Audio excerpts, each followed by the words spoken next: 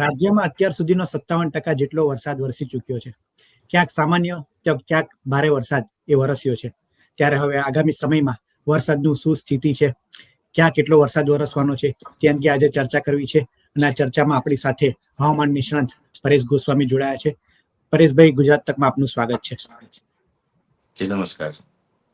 પરેશભાઈ, એ જણાવશો કે હવે ઓગસ્ટ મહિનો આજથી શરૂ થઈ ચૂક્યો છે, તો આગામી સમયમાં એ વરસાદની શું સ્થિતિ ગુજરાતમાં રહી શકે છે? પૂર્વિનભાઈ, જોવા જઈએ તો આમ તો આપણે જૂન અને જુલાઈ આ બંને મહિનાઓ છે એની અંદર અમુક વિસ્તારમાં ખૂબ સારો વરસાદ પડ્યો છે, અમુક વિસ્તારમાં ખૂબ ઓછા વરસાદો પણ છે. પહેલા તો જોવાનું એ છે કે જે 57% વરસાદ વરસ્યો છે તેમાં સૌરાષ્ટ્ર રિજનની વાત કરવા જઈએ તો સૌથી વધારે વરસાદ છે એ ભાવનગર જિલ્લામાં નોંધાયો છે.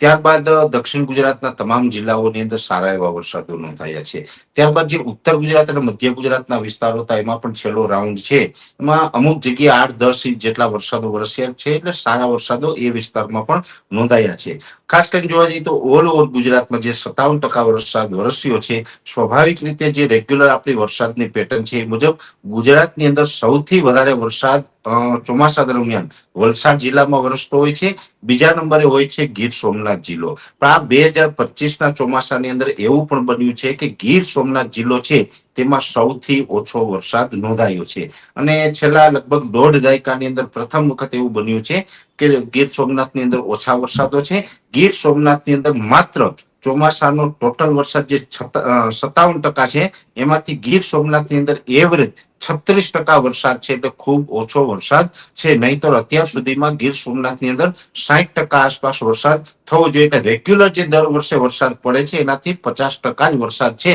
એ આ વર્ષે ગીર સોમનાથની અંદર જોવા મળ્યો છે. એટલે ગીર સોમનાથની અંદર પણ નબળા વરસાદો છે. એવી જ રીતે કચ્છ જિલ્લો છે એની અંદર પણ એવરેજ આ વર્ષે વરસાદની માત્રા ઓછી રહી છે.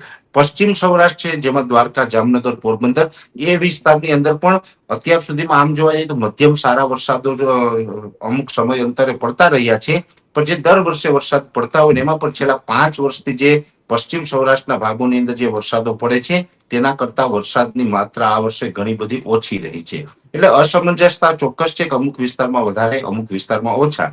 પણ સ્વાભાવિક રીતે જોવા જઈએ તો જે બંગાળની ખાડીની તમામ સિસ્ટમો આવી છે અને એને કારણે જે ગુજરાતની અંદર વરસાદો વરસ્યા છે, એને કારણે જે વરસાદોની જે દિશા હતી એમાં થોડુંક ઉત્તર તરફ એનું વધારે તીવ્રતા રહી છે, જેને કારણે સૌરાષ્ટ્રના અમુક ભાગો અને કચ્છના ભાગોની અંદર વરસાદ ઓછા પડ્યા છે. સ્વાભાવિક રીતે જોવા જઈએ તો નૈઋત્યનું ચોમાસું છે એ જ્યારે પણ આગળ વધતું હોય અને ચોમાસા દરમિયાન જે વરસાદો પડતા હોય છે પૂર્વિનભાઈ, એમાં ભારતની અંદર વરસાદ આવવાના માત્ર 2 માર્ગ છે. એક તો બંગાળની ખાડી છે, બીજું છે અરબ સાગર. હવે અરબ સાગર અથવા તો બંગાળની ખાડી કોઈ પણ એક સ્થાને જો સિસ્ટમ બને તો જ આપણે વરસાદો આવતા હોય. બીજે કોઈ જગ્યાએ તો સિસ્ટમ બનવાના ચાન્સ હોતા નથી, કેમ કે 2 જ સમુદ્ર છે એ ભારતને લાગે છે. અને એમાં પણ જ્યાં સુધી વાત છે આપણા ગુજરાતની, તો ગુજરાતની અંદર જ્યારે અરબ સાગરની અંદર સિસ્ટમો વધુ બને ત્યારે ચોક્કસથી ગુજરાતની અંદર ચોમાસું સારું થતું હોય છે. પણ જો બંગાળની ખાડીની અંદર વધારે સિસ્ટમો બને તો ઉત્તર ભારતના ભાગોની અંદર ચોમાસું સારું થાય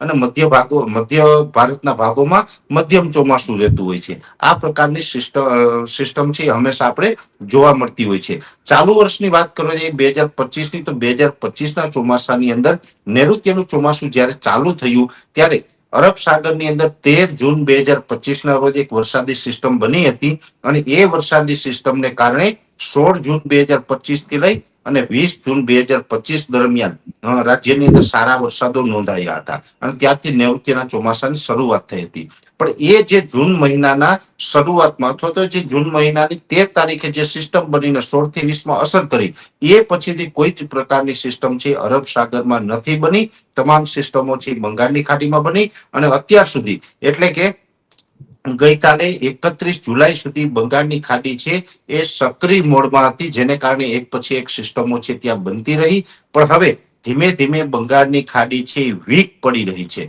અને એ વીક પડી રહી છે એટલે હવે ત્યાં સિસ્ટમો બનવાનું પણ ઓછું પ્રમાણ થઈ જશે અને બનશે તો પણ નબળી સિસ્ટમો હવે આગળના 2-5 દિવસની અંદર બને એવી શક્યતાઓ છે. નબળી સિસ્ટમ હશે તો એ કોઈ પણ પ્રકારે ગુજરાતને અસર કરી શકે નહીં. એ પછી મધ્ય ભારતના જે મધ્યપ્રદેશ સુધીના વિસ્તારો હોય, ઓડિશાના વિસ્તારો છે, ઉત્તર ભારતના ઉત્તર પ્રદેશ, બિહાર સુધીના વિસ્તારો છે, પશ્ચિમ બંગાળના વિસ્તારો છે, એ વિસ્તારોને લાભ આપી શકે, પણ ગુજરાત સુધી પહોંચે એવી શક્યતાઓ હવે આવનારા સમયમાં બંગાળની ખાડીમાં દેખાતી નથી, કેમ કે બંગાળની ખાડી અચાનક જ ઝડપથી વીક પડી રહી છે. એટલે ત્યાં સિસ્ટમો બનવાનું બંધ થશે અથવા તો નબળી સિસ્ટમો બનશે. અને એ આપણા માટે એક સારા સંકેતો પણ છે, કેમ કે બંગાળની ખાડી જ્યારે પણ સક્રિય હોય ત્યાં સુધી અરબ સાગર સક્રિય થતો નથી. જ્યાં એટલે બંગાળની ખાડી નિષ્ક્રિય થશે તો આવનારા સમયમાં ચોક્કસથી અરબ સાગર સક્રિય થશે અને આવનારા સમયમાં આપણે સારા વરસાદના લાભ મળી શકે. પણ અત્યારે હાલની વાત કરવા જઈએ તો હવે ઓગસ્ટ મહિનાના જે શરૂઆતના 15-17 દિવસ છે એ ગુજરાતના ખેડૂતો માટે ચિંતાજનક છે, કેમ કે બંગાળની ખાડીમાં હમણાં કોઈ સિસ્ટમો બનવાની નથી, ગુજરાત તરફ આવવાની નથી. અને અરબ સાગર છે એમાં તો 13 જૂને એક સિસ્ટમ બની હતી, ત્યાર પછીથી અરબ સાગર નિષ્ક્રિય છે, એટલે ત્યાં પણ હમણાં કોઈ વરસાદી સિસ્ટમ બનવાની શક્યતાઓ નથી. એટલે કોઈ જ પ્રકારે બંગાળની ખાડી હોય કે અરબ સાગર હોય, બેમાંથી એક પણ સમુદ્રની સિસ્ટમો આપણા તરફ આવવાની નથી, જેને કારણે અત્યારે આપણે મોન્સૂન બ્રેક જેવી કન્ડિશન જોવા મળશે. આજે શરૂઆતના ઓગસ્ટ મહિનાના જે 15-17 દિવસ છે એની અંદર ગુજરાતની અંદર કોઈ સારા વરસાદો થાય તેવી શક્યતાઓ હાલ અમને દેખાતી નથી. આ એક સ્વાભાવિક છે કે છૂટાછવાયા કોઈ જગ્યાએ ઝાપટાઓ પડે કે જે 700 HPA લેવલે જે ભેજનું પ્રમાણ છે એ ભેજને કારણે અમુક વિસ્તારોની અંદર છૂટાછવાયા ઝાપટા પડે એ અપવાદરૂપ રહેશે, પણ કોઈ જગ્યાએ સારો વરસાદ પડે તેવા સંકેતો હાલ લાગતા નથી. અને આ જે 15-17 ઓગસ્ટ આવશે ત્યાં સુધીમાં પછી અરબ સાગર છે ધીમે ધીમે સક્રિય થશે. એટલે જે ઓગસ્ટ મહિનાના જે છેલ્લા 10 દિવસ હોય છે એ દરમિયાન ફરીથી આપણે સારા વરસાદો જોવા મળે તેવી શક્યતાઓ છે. અને અરબ સાગર એક વખત જો સક્રિય થશે તો જ્યારે અરબ સાગર સક્રિય થાય તો એક લાંબો સમય સુધી એના વરસાદો આપણે આવતા હોય છે. એટલે ઓગસ્ટ મહિનાની અંદર જો અરબ સાગર સક્રિય થઈ જશે તો 16-17 તારીખ અથવા તો એના પછીથી જે વરસાદો પડશે એ વરસાદો પછી આપણે 30 સપ્ટેમ્બર સુધી ગુજરાતની અંદર જોવા મળે તેવી શક્યતાઓ છે. એટલે સ્વાભાવિક રીતે અત્યારે જોવા જઈએ તો અત્યારે જે પ્રકારે ગુજરાતના ખેડૂતોએ ખરીફ પાકનું વાવેતર કરેલું છે, એમાં એરંડા હશે, તુવેર હશે, કપાસ, મગફળી, સોયાબીન, શાકભાજી હશે, અનેક પ્રકારના જે વાવેતરો છે એને ખાસ અત્યારે હવે પિયતની જરૂર પડવાની છે. અને જે ખેડૂત ભાઈ પાણીની વ્યવસ્થા હોય તો અત્યારે પોતાના પાકને પિયત આપી દેવું એ જ ખેડૂતોના હિતમાં રહેશે. વરસાદની અત્યારે રાહ જોવાનો સમય નથી. હા, એક ચોક્કસ છે કે ખેડૂતોમાં એક ચિંતા એ પણ છે કે અત્યારે પિયત આપી દેશું ને અત્યારે જો વરસાદો અત્યાર સુધીમાં નબળા છે અમુક વિસ્તારની અંદર,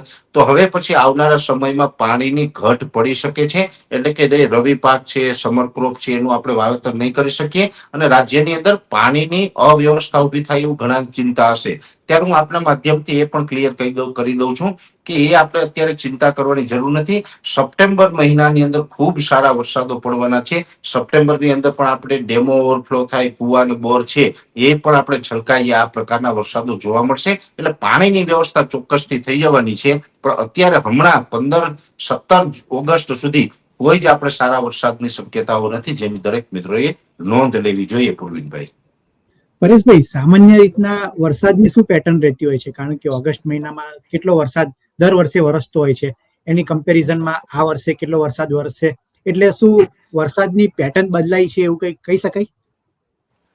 ચોક્કસથી આમ જોવા જઈએ તો પેટર્ન બદલાય એના કરતા પેટર્ન હવે રેગ્યુલર થતી જાય છે, આવું કહી શકાય. એનું મેઇન કારણ એવું છે, જો કે અત્યાર સુધીમાં જે 57% વરસાદ વરસ્યો છે એ જુલાઈ સુધીમાં 57% વરસાદ વરસે એટલે એ સારી બાબત કહેવાય. પણ તકલીફ એ છે કે જે વરસાદો પડ્યા છે એક સીમિત જિલ્લાઓની અંદર અતિ ભારે વરસાદો પડી ગયા છે ને બીજા વિસ્તારમાં નથી પડ્યા. એને કારણે એવરેજ છે એ આપણે 57% આવી છે, પણ 57% ઓલ ઓવર ગુજરાતમાં નથી. પૂર્વિનભાઈ, સ્વાભાવિક રીતે જોવા જઈએ તો જેવી રીતે સૌથી વધારે વરસાદ છે ભાવનગરમાં છે, સુરતમાં છે, બીજા અનેક જિલ્લાઓ એવા છે કે ત્યાં વરસાદ છે 80% સુધી પણ વરસ્યા છે. હવે ત્યાં 80% વરસાદ છે પણ બીજા વિસ્તારમાં ઓછો છે, એટલે એવરેજ છે એ 57% આવી છે. એટલે એ પ્રમાણે જોવા જઈએ તો 57% છે આંકડાની દ્રષ્ટિએ બરાબર છે, પણ અમુક જિલ્લાઓમાં વરસાદની ઘટ છે, આ ચોક્કસ છે. અને જે સિસ્ટમ અને જે પેટર્નની તમે જે વાત કરી રહ્યા છો એની અંદર અત્યારે જે આપણે પેટર્ન જોવા મળી રહી છે તે રાબેતા મુજબ છે. આજથી 7 કે 8 વર્ષ પહેલા જે રેગ્યુલર વેધર સાયકલ ચાલતી હતી એમાં એવું હતું કે બંગાળની ખાડીની કોઈ પણ સિસ્ટમ આવે એ જે આપણે મધ્યપ્રદેશ સુધી આવે ને મધ્યપ્રદેશથી ઉત્તર દિશામાં ગતિ કરે. સ્વાભાવિક રીતે બંગાળની ખાડીમાંથી જે કોઈ સિસ્ટમ પશ્ચિમ દિશામાં ગતિ કરશે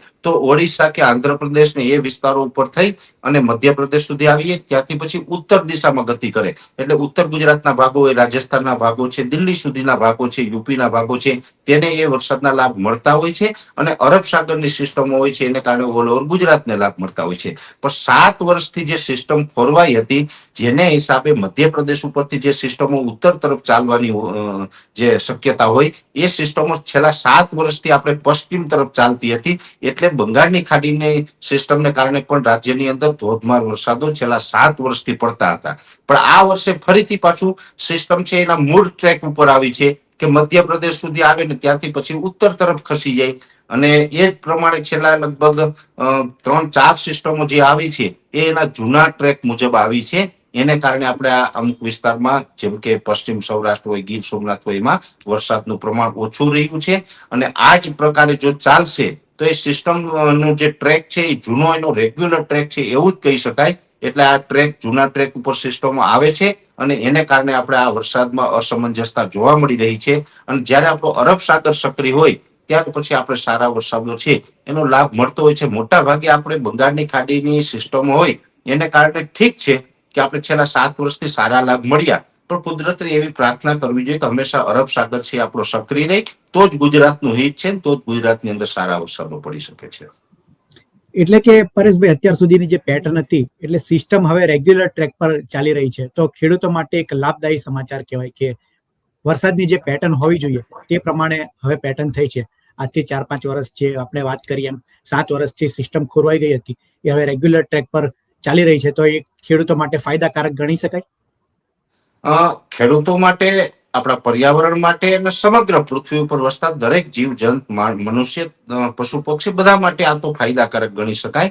પણ એની સાથોસાથ હું અહીં એ પણ ઉમેરીશ કે સિસ્ટમ જે બંગાળની ખાડીમાંથી આવે છે અને એ મધ્યપ્રદેશ ઉપર જ્યારે આવે છે ત્યાં સુધી પશ્ચિમ તરફ આવે, ત્યાંથી પછી થોડોક ઉત્તર તરફ નો કર્વ લે અને ઉત્તર તરફ આગળ વધે તો એ બરાબર છે. પણ એની સાથોસાથ અરબ સાગર છે એ પણ સક્રિય હોવું જોઈએ. કેમ કે આ તમામ સિસ્ટમો એના મૂળ ટ્રેક ઉપર જશે તો ગુજરાતની અંદર તો વરસાદની ઘટ પડવાની છે. એટલે ગુજરાતની અંદર વરસાદની ઘટ ન પડે એટલા માટે અરબ સાગર સક્રિય હોવો પણ જરૂરી છે. એટલે અત્યારે જે ટ્રેક ઉપર પૂર્વિનભાઈ સિસ્ટમો ચાલી રહી છે તે બરાબર છે, પણ એ અડધો ફાયદો છે. હવે એ અડધો ફાયદો છે, પણ અડધો કે 50% બીજો ફાયદો લેવો હશે તો અરબ સાગરનું સક્રિય થવું જરૂરી છે. અત્યારે જે પ્રમાણે સિસ્ટમ ચાલી રહી છે એ પ્રમાણે સિસ્ટમ ચાલતી રહે અને અરબ સાગરમાંથી સિસ્ટમ ગુજરાત ઉપર આવવાનું ચાલુ થઈ જાય એટલે ચોક્કસથી ખેડૂતો, પશુ પક્ષી અને તમામ જે જીવજંત છે, આપણું પર્યાવરણ છે, તમામ માટે ફાયદાકારક છે. બિલકુલ પરેશભાઈ, આપ અમારી સાથે જોડાયા અને વરસાદ અને હવામાન અંગે માહિતી આપી તે બદલ આપનો આભાર.